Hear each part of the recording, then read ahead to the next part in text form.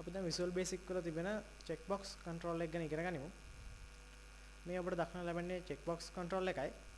මේ අපිට select කර form එක මත drag කිරීමෙන් form එක ලබා ගන්න පුළුවන්.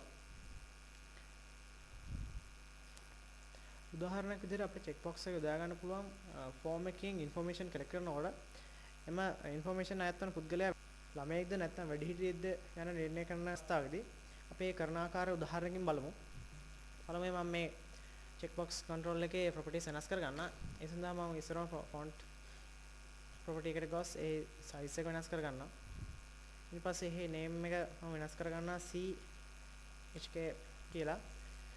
ඊට පස්සේ caption එකට මම adult කියලා දෙනවා. ඉන්පසු මම මේ කෝඩින් කිරීමක් කරගන්නවා.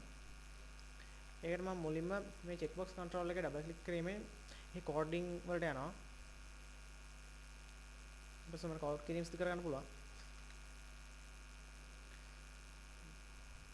දැන් අපි බලමු මේක run time එකේදී කොහොමද මේ කෝඩින් එක මේ checkbox එකේ ක්‍රියාකාරීත්වය සිදුවන්නේ කියලා. standard toolbar එකේ තියෙන start tool button එක click කරනවා. අපි දැන් මේ adult කියන මේ checkbox එක select කරොත් සිදුවන දේ දැන් අපි බලා ගන්න පුළුවන්. මෙහිදී message box එකෙන් adult යන select ඇති බව දන්නවනම් ඒ වගේම අපි නැවත සැරයක් ඒ select කර tick එක ඉවත් කරොත් සිදුවන දේ අපිට දැන් බලමු. ඊට කියලා diss වෙනවා. ඒ කියන්නේ මේ මෙහින් අපිට true or false වැනි අවස්ථාවක් යොදා ගන්න පුළුවන්.